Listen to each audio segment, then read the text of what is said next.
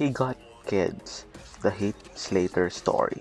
Welcome back to my channel, and again this is Mikeratto, and we're going to discuss one of the most known enhancement talent in WWE. You know him as a jobber, which WWE actually well he was put on a lot of matches where he take L's from everyone or anyone WWE books to win, or if they want anyone strong, you have guys like him who's an enhancement talent, which they were booked to lose in a lot of matches just to make a specific superstar, just to be strong for the storyline purposes, or they have the guy pick to be the main superstar or something like that, or they just want their superstar protected. That's why there are guys such as him, which they were put to be those enhancement talents. And for today, we're going to discuss the time which, he got over as, well, a guy who was not drafted in 2016, and everything towards that storyline, and, yeah, what happened, and after that. So, here we go. As you know, in wrestling, there are the stars that are actually, if they are not unused, they are used to lose to someone that is actually, has a higher value from them, or if WWE wants to make a storyline out of the losing streak, like Kurt Hawkins did. For this guy, he was a former member of the Nexus.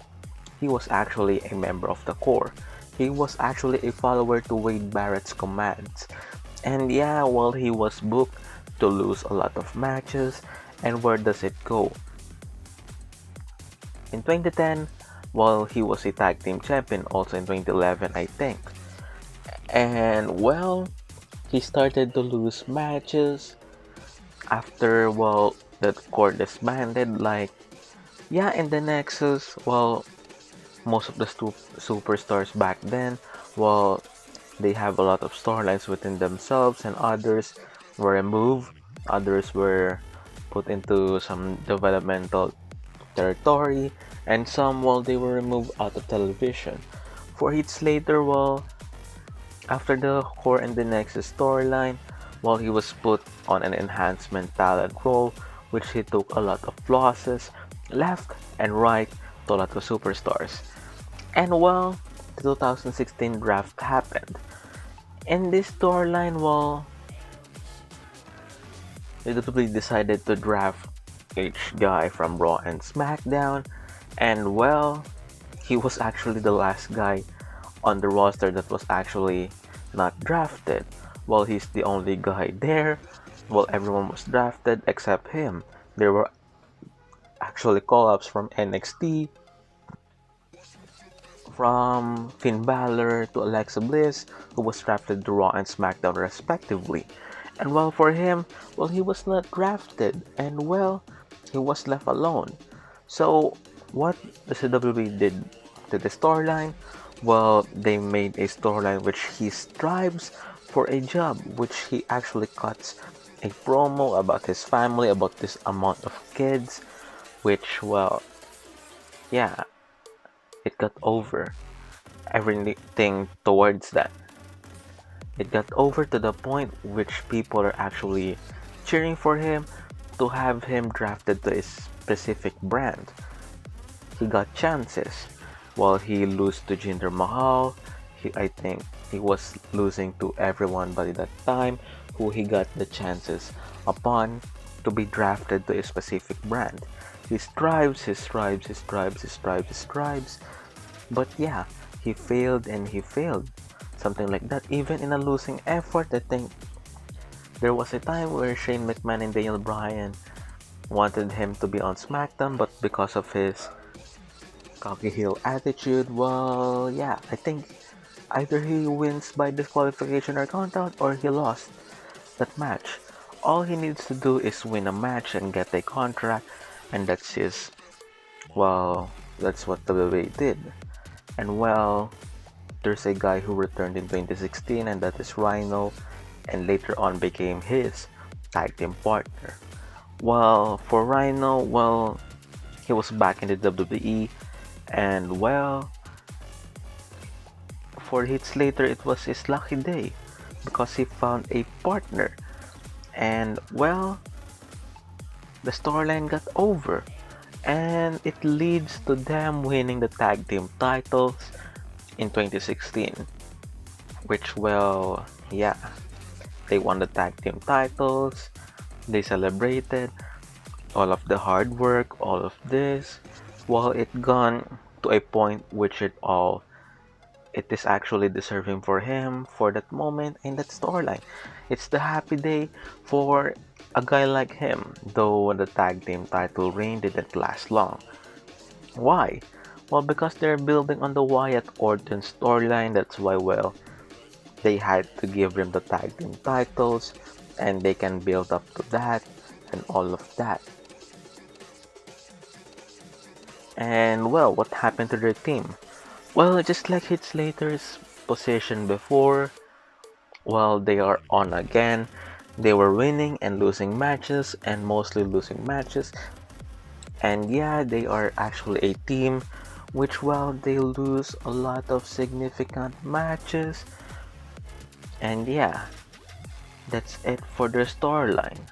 Well, even though they had these magical beginnings, well, yeah, there's a lot of tag teams who actually got shot at the gold, like the Wyatts, the American Alpha, the Usos, something like that. And well, in 2017, there's a good rivalry between the Usos and the New Day, and yeah, Rhino and Heath Slater, well, they were actually not in the tag team title hunt that much after they lost the tag team titles. And well, I think also in 2018, something like that, Heath Slater got a one-on-one match for the IC title, which he also lost.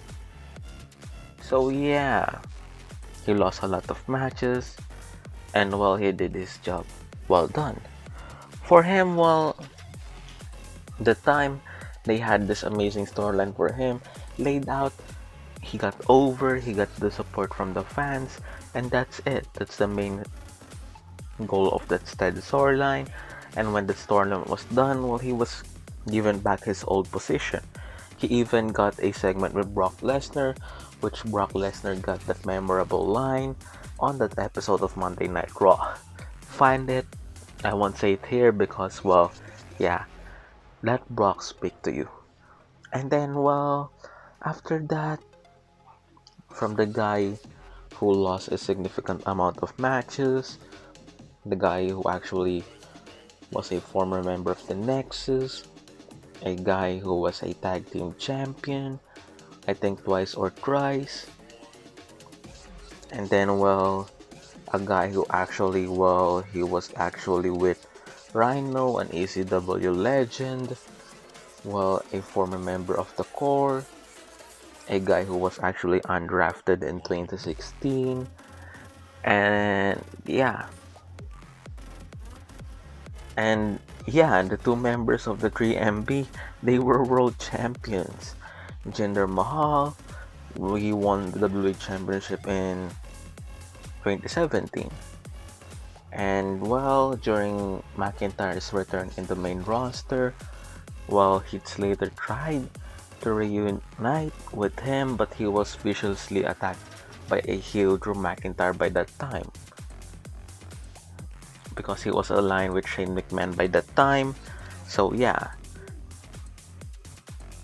And then after that, well, a lot of wrestlers were released in 2020, which I think he was one of them.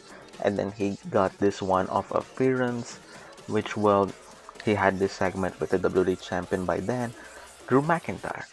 So yeah, his former teammates of the 3MB were both world champions. And Drew McIntyre has a storyline for the WWE Championship going to WrestleMania. And Heath Slater, well, he was on Impact doing something for his career. So yeah, that's it for this episode. I hope you all like it. That's the thing that I only recall from this storyline. And yeah, I hope you all like this episode.